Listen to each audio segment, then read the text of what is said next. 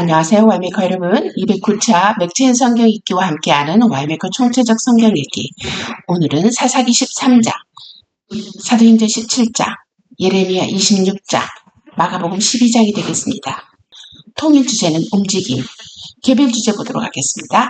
사사기 13장에서는 여호와의 영이 움직이는 삼손, 사도행전 17장에서는 무리를 움직여 소동케 하는 유대인, 예레미야 26장에서는 회중을 움직여 예레미야를 죽이지 않게 하는 지방 장로와 몇 사람들, 마가복음 12장에서는 상속자를 죽이고자 사람들의 마음을 움직이는 농부들.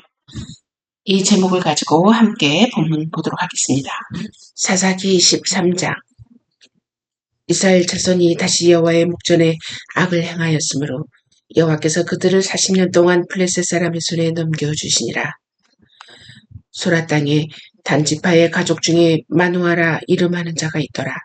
그의 아내가 임신하지 못함으로 출산하지 못하더니 여호와의 사자가 그 여인에게 나타나서 그에게 이르시되 보라, 네가 본래 임신하지 못함으로 출산하지 못하였으나 이제 임신하여 아들을 낳으리니 그러므로 너는 삼가 포도주와 독주를 마시지 말며 어떤 부정한 것도 먹지 말지니라. 보라, 네가 임신하여 아들을 낳으리니 그의 머리 위에 삭도를 내지 말라. 이 아이는 태에서 나음으로부터 하나님께 바쳐진 나실인이 됨이라. 그가 블레셋 사람의 손에서 이스라엘을 구원하기 시작하리라 하시니 이에 그 여인이 가서 그의 남편에게 말하여 이르되 하나님의 사람이 내게 오셨는데 그의 모습이 하나님의 사자의 용모 같아서 심히 두려움으로 어디서부터 왔는지를 내가 묻지 못하였고 그도 자기 이름을 내게 이르지 아니하였으며 그가 내게 이르기를 보라, 네가 임신하여 아들을 낳으리니 이제 포도주와 독주를 마시지 말며 어떤 부정한 것도 먹지 말라. 이 아이는 태에서부터 그가 죽는 날까지 하나님께 맞춰진 나실인이 됨이라 하더라 하니라. 그가 내게 이르기를 보라, 네가 임신하여 아들을 낳으리니 이제 포도주와 독주를 마시지 말며 어떤 부정한 것도 먹지 말라. 이 아이는 태에서부터 그가 죽는 날까지 하나님께 바쳐진 나실인이 됨이라 하더이다 하니라. 마누아가 여호와께 기도하여 이르되 주여 구하옵나니 주께서 보내셨던 하나님의 사람을 우리에게 다시 오게 하사 우리가 그 낳을 아이에게 어떻게 행할지를 우리에게 가르치게 하소서 하니 하나님이 마누아의 목소리를 들으시니라. 여인이 밭에 앉았을 때에 하나님의 사자가 다시 그에게 임하였으나 그의 남편 마누아는 함께 있지 아니한지라. 여인이 급히 달려가서 그의 남편에게 알려 이르되 보소서, 전일에 내게 오셨던 그 사람이 내게 나타났나이다 하매 마누아가 일어나 아내를 따라가서 그 사람에게 이르러 그에게 묻되 당신이 이 여인에게 말씀하신 그 사람이니까 하니 이르되 내가 그러다 하니라.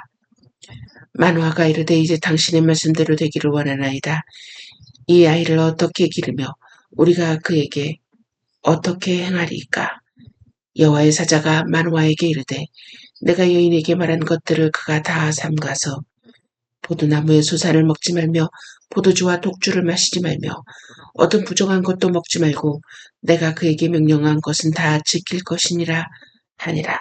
마누아가 여호와의 사자에게 말하되 구하옵나니 당신은 우리에게 머물러서 우리가 당신을 위하여 염소 새끼 하나를 준비하게 하소서 하니 여호와의 사자가 마누아에게 이르되 네가 비록 나를 머물게 하나 내가 네 음식을 먹지 아니하리라.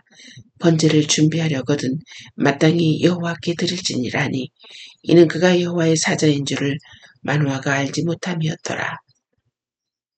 마누아가 또 여호와의 사자에게 말하되 당신의 이름이 무엇입니까? 당신의 말씀이 이루어질 때 우리가 당신을 존귀히 여기리이다 하니 여호와의 사자가 그에게 이르되 어찌하여 내 이름을 묻느냐? 내 이름은 기뮤자라 하니라. 이에 마누아가 염소 새끼와 수제물을 가져다가 바위 위에서 여호와께 드리매 이적이 일어난지라.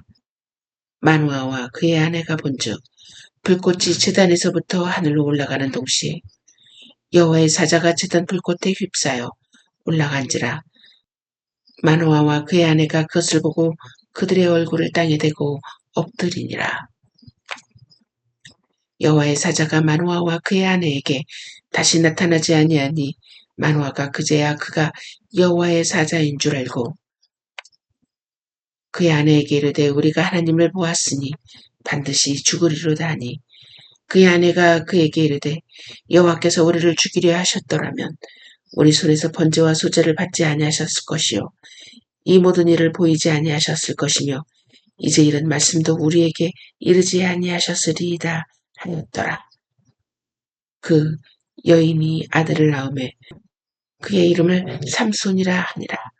그 아이가 자라매 여호와께서 그에게 복을 주시더니 소라와 에스다올 사이 마하네단에서 여호와의 영이 그를 움직이기 시작하셨더라.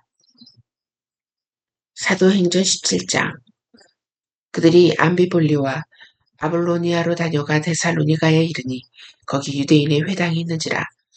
바울이 자기의 관례대로 그들에게로 들어가서 새 안식일의 성경을 가지고 강론하며 뜻을 풀어 그리스도가 해를 받고 죽은 자 가운데서 다시 살아나야 할 것을 증언하고 이르되 내가 너에게 전하는 이 예수가 곧 그리스도라 하니 그 중에 어떤 사람 곧 경건한 헬라인의 큰 무리와 적지 않은 귀부인도 고난을 받고 바울과 신라를 따르나 그러나 유대인들은 시기하여 저자의 어떤 불량한 사람들을 데리고 때를 지어 성을 소동하게 하여 야손의 집에 진입하여 그들을 백성에게 끌어내려고 찾았으나 발견하지 못하며 야손과 및 형제들을 끌고 읍장들 앞에 가서 소리질러 이르되 천하를 어지럽게 하던 이 사람들이 여기도 이름에 야손이 그들을 맞아들였도다. 이 사람들이 다 가이사의 명을 거역하여 말하되 다른 임금 곧 예수라 하는 이가 있다 하더이다 하니 무리와 읍장들이 이 말을 듣고 소동하여 야손과 그 나머지 사람들에게 보석금을 받고 놓아주니라. 밤에 형제들이 곧 바울과 신라를 베레아로 보내니 그들이 이르러 유대인의 회당에 들어가니라. 베레아에 있는 사람들은 데살로니가에 있는 사람들보다 더 너그러워서 간절한 마음으로 말씀을 받고 이것이 그러한가 하여 날마다 성경을 상고하므로 그 중에 믿는 사람이 많고 또 헬라의 귀부인과 남자가 적지 아니하나 데살로니가에 있는 유대인들은 바울이 하나님의 말씀을 베로아에서도 전하는 줄을 알고 거기도 가서 무리를 움직여 소동하게 하거늘 형제들이 곧 바울을 내보내어 바다까지 가게 하되 실라와 디모데는 아직 거기 머물더라. 바울을 인도하는 사람들이 그를 데리고 아덴까지 이르러 그에게서 실라와 디모데를 자기에게로 속히 오게 하라는 명령을 받고 떠나니라. 바울이 아덴에서 그들을 기다리다가 그 성에 우상이 가득한 것을 보고 마음에 격분하여 회당에서는 유대인과 경건한 사람들과 또 장터에서는 날마다 만나는 사람들과 변론하니 어떤 에피쿠로스와 스토아 철학자들도 바울과 쟁론할세 어떤 사람은 이르되 이 말쟁이가 무슨 말을 하고자 하느냐 하고 어떤 사람은 이르되 이방 신들을 전하는 사람인가 보다 하니 이는 바울이 예수와 부활을 전하기 때문이로라. 그를 붙들어 아레오박으로 가며 말하기를 네가 말하는 이 새로운 가르침이 무엇인지 우리가 알 수 있겠느냐. 네가 어떤 이상한 것을 우리 귀에 들려주니 그 무슨 뜻인지 알고자 하노라 하니 모든 아덴 사람과 거기 나그네 된 외국인들이 가장 새로운 것을 말하고 듣는 것 이외에는 달리 시간을 쓰지 않음이더라. 바울이 아레오바고 가운데 서서 말하되 아덴 사람들아 너희를 보니 범사에 종교심이 많도다. 너희가 알지 못하고 유하는 그것을 내가 너희에게 알게 하리라. 우주와 그 가운데 있는 만물을 지으신 하나님께서는 천지의 주제신이 손으로 지은 전에 계시지 아니하고 또 무엇이 부족한 것처럼 사람의 손으로 섬김을 받으시는 것이 아니니 이는 만민에게 생명과 호흡과 만물을 친히 주시는 이심이라.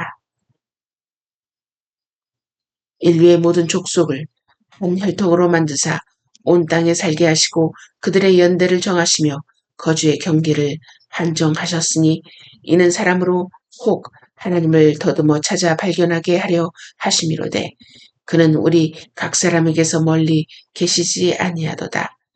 우리가 그를 힘입어 살며 기동하며 존재하느니라. 너희 시인 중 어떤 사람들의 말과 같이 우리가 그의 소생이라 하니 이와 같이 하나님의 소생이 되었은즉 하나님을 금이나 은이나 돌에다 사람의 기술과 고안으로 새긴 것들과 같이 여길 것이 아니니라. 알지 못하던 시대에는 하나님이 간구하셨거니와 이제는 어디든지 사람에게 다 명하사 회개하라 하셨으니 이는 정하신 사람으로 하여금 천하를 공의로 심판할 날을 작정하시고 이에 그를 죽은 자 가운데서 다시 살리신 것으로 모든 사람에게 믿을 만한 증거를 주셨음이니라 하니라. 그들이 죽은 자의 부활을 듣고 어떤 사람은 조롱도 하고 어떤 사람은 이 일에 대하여 네 말을 다시 듣겠다 하니 이에 바울이 그들 가운데서 떠나매 몇 사람이 그를 가까이 하여 믿으니 그 중에는 아레오바고 관리 디오누시오와 다말이라 하는 여자와 또 다른 사람들도 있었더라. 예레미야 26장. 유다의 왕 요시아의 아들 여호와김이 다스리기 시작한 때 여호와께로부터 이 말씀이 임하여 이르시되 여호와께서 이와 같이 말씀하시니라. 너는 여호와의 성전들에 서서 유다 모든 성읍에서 여호와의 성전에 와서 예배하는 자에게 내가 내게 명령하여 이르게 한 모든 말을 전하되 한마디도 감하지 말라. 그들이 듣고 혹시 각각 그 악한 길에서 돌아오리라. 그리하면 내가 그들의 악행으로 말미암아 그들에게 재앙을 내리려 하던 뜻을 돌이키리라. 너는 그들에게 이와 같이 이르라. 여호와의 말씀에 너희가 나를 순종하지 아니하며 내가 너희 앞에 둔 내 율법을 행하지 아니하며 내가 너희에게 나의 종 선지자들을 꾸준히 보내 그들의 말을 순종하라고 하였으나 너희는 순종하지 아니하였느니라. 내가 이 성전을 실로 같이 되게 하고 이 성을 세계의 모든 민족의 저주거리가 되게 하리라 하셨느니라. 예레미야가 여호와의 성전에서 이 말을 하매 제사장들과 선지자들과 모든 백성이 듣더라. 예레미야가 여호와께서 명령하신 말씀을 모든 백성에게 전하기를 마침에 제사장들과 선지자들과 모든 백성이 그를 붙잡고 이르되 네가 반드시 죽어야 하리라.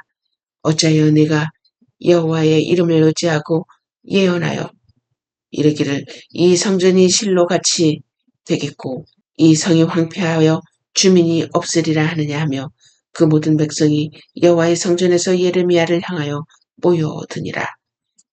유다의 고관들이 이 말을 듣고 왕궁에서 여호와의 성전으로 올라가 여호와의 성전 새 대문의 입구에 앉음에 제사장들과 선지자들이 고관들과 모든 백성에게 말하여 이르되 이 사람은 죽는 것이 합당하니 너희 귀로 들음같이 이 성에 관하여 예언하였음이라. 예레미야가 모든 고관과 백성에게 말하여 이르되 여호와께서 나를 보내사 너희가 들은 바 모든 말로 이 성전과 이 성을 향하여 예언하게 하셨느니라. 그런즉 너희는 너희 길과 행위를 고치고 너희 하나님 여호와의 목소리를 청종하라. 그리하면 여호와께서 너희에게 선언하신 재앙에 대하여 뜻을 돌이키시리라. 보라, 나는 너희 손에 있으니 너희 의견에 좋은 대로 옳은 대로 하려니와 너희는 분명히 알아라. 너희가 나를 죽이면 반드시 무죄한 피를 너희 몸과 이 성과 이 성 주민에게 돌리는 것이니라.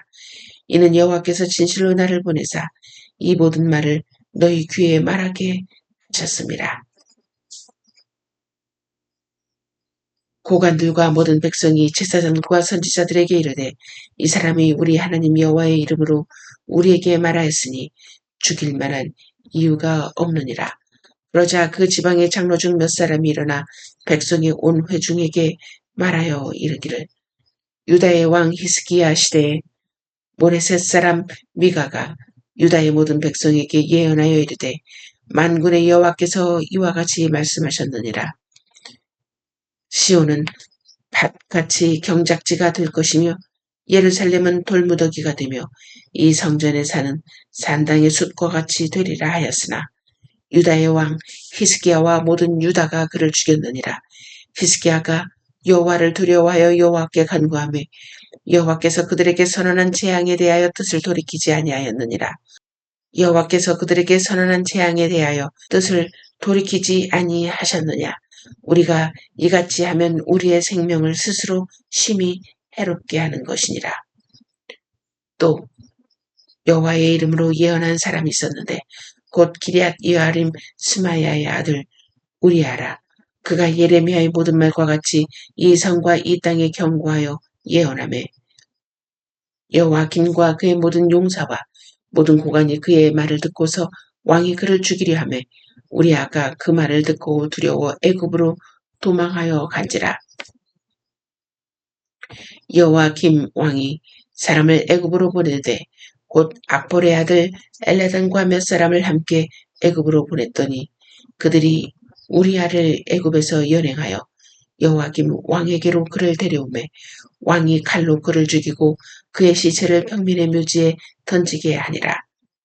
사반의 아들 아이감의 손이 예레미야를 도와주어 그를 백성의 손에 내어주지 아니하여 죽이지 못하게 하니라. 마가복음 12장. 예수께서 비유로 그들에게 말씀하시되 한 사람이 포도원을 만들어 산울타리로 두르고 짜는 틀을 만들고 망대를 지어서 농부들에게 세워주고 타국에 갔더니 때가 이름에 농부들이 포도원 소출 얼마를 받으려고 한 종을 보내니 그들이 종을 잡아 심히 때리고 거저 보내었거늘 다시 다른 종을 보내니 그의 머리에 상처를 내고 능욕하였거늘 또 다른 종을 보내니 그들이 그를 죽이고 또 그 외에 많은 종들도 더러는 때리고 더러는 죽인지라. 이제 한 사람이 남았으니 곧 그가 사랑하는 아들이라.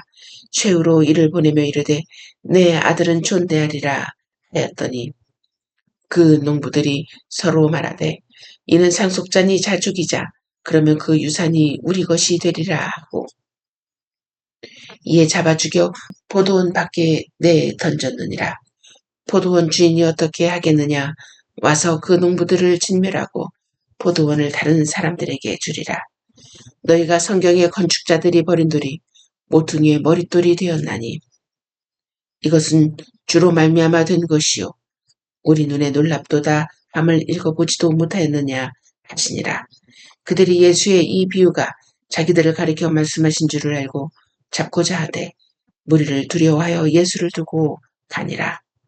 그들이 예수의 말씀을 책잡으려 하여 바리새인과 헤롯 땅 중에서 사람을 보내매 와서 이르되 선생님이여 우리가 하노니 당신은 참되시고 아무것도 거르끼는 일이 없으시니 이는 사람을 외모로 보지 않고 오직 진리로서 하나님의 도를 가르치심이니이다. 가이사에게 세금을 바치는 것이 옳으니까 옳지 아니하니까 우리가 바치리까 말리까 한데 예수께서 그 외식함을 하시고 이르시되 어찌하여 나를 시험하느냐 데나리온 하나를 가져다가 내게 보이라 하시니 가져왔거늘 예수께서 이르시되 이 형상과 이 글이 누구의 것이냐 이르되 가이사의 것이니이다. 이에 예수께서 이르시되 가이사의 것은 가이사에게 하나님의 것은 하나님께 바치라시니 그들이 예수께 대하여 매우 놀랍게 여기더라. 부활이 없다 하는 사두개인이 예수께 와서 물어 이르되 선생님이여 모세가 우리에게 써주기를 어떤 사람의 형이 자식이 없이 아내를 두고 죽으면 그 동생이 그 아내를 취하여 형을 위하여 상속자를 세울지니라 하였나이다. 7형제가 있었는데 마지가 아내를 취하였다가 상속자가 없이 죽고 둘째도 그 여자를 취하였다가 상속자가 없이 죽고 셋째도 그렇게 하여 일곱이 다 상속자가 없었고 최후의 여자도 죽었나이다. 7사람이 다 그를 아내로 취하였으니 부활 때 곧 그들이 살아날 때 그 종의 누구의 아내가 되리이까. 예수께서 이르시되 너희가 성경도 하나님의 능력도 알지 못함으로 오해함이 아니냐. 사람이 죽은 자 가운데서 살아날 때에는 장가도 아니가고 시집도 아니가고 하늘에 있는 천사들과 같으니라.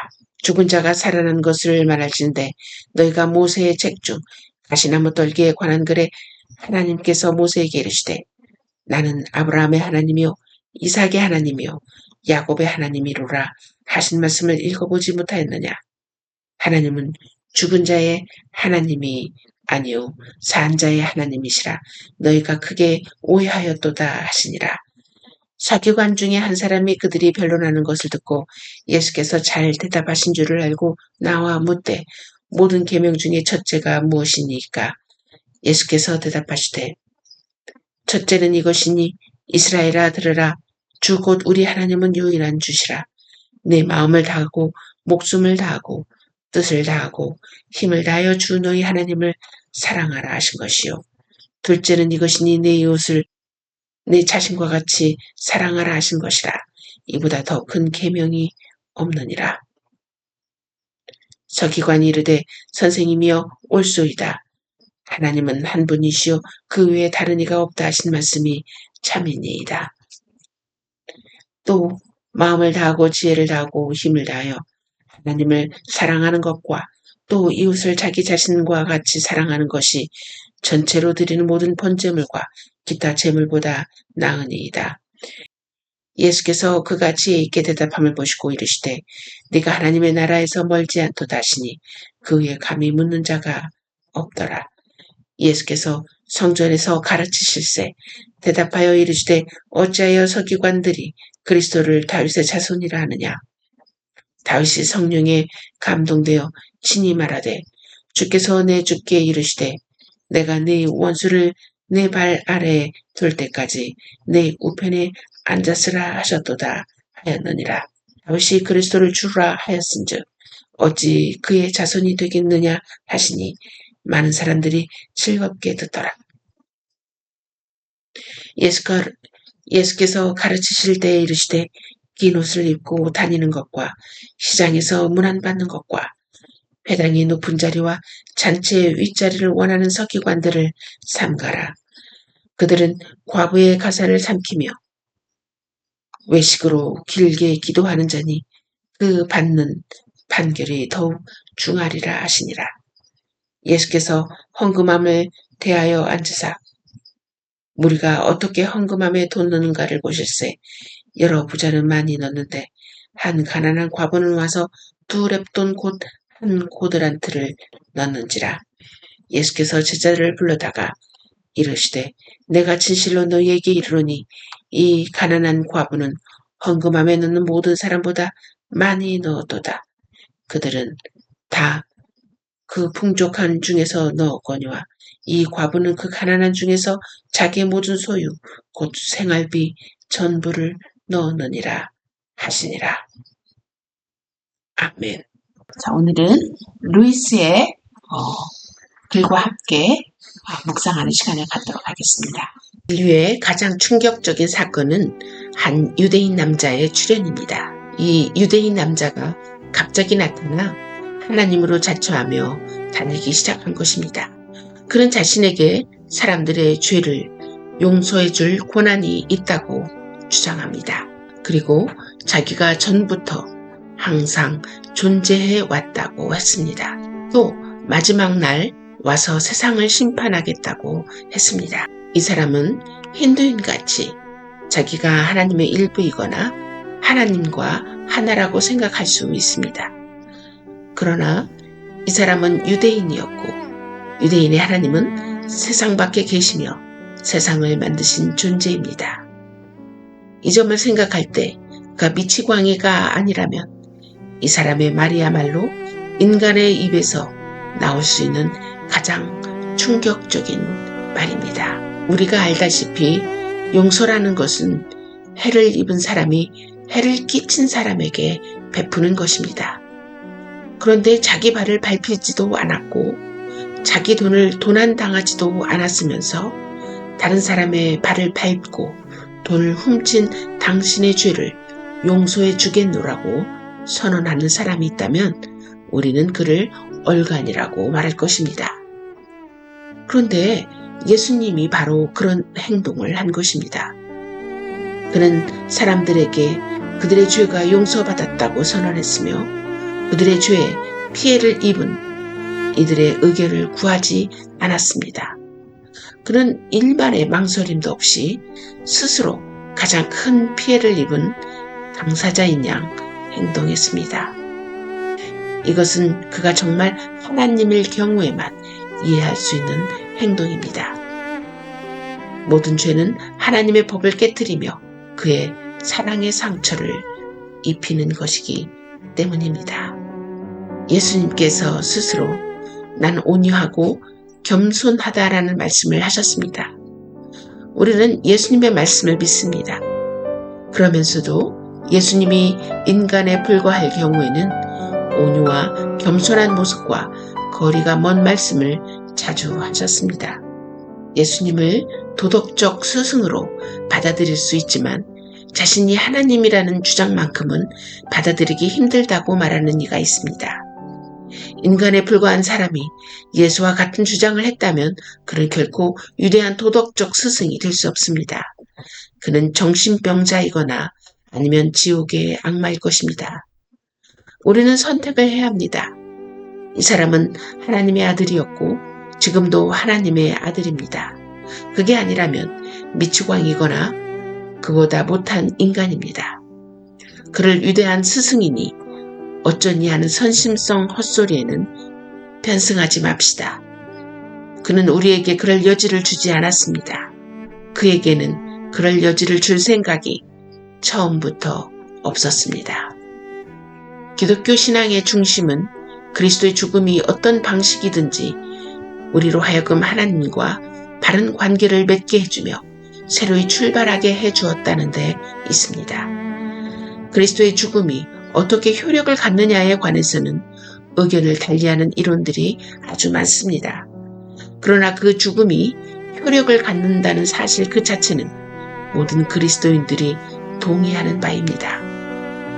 우리는 그리스도의 죽음이야말로 도무지 상상할 수 없는 무언가 바깥에서부터 우리 세상으로 우리가 인식할 수도 없고 누가 만들어낸 것도 아닌 자연 너머의 사건으로 마치 번개처럼 자연 속으로 치고 들어온 사건입니다.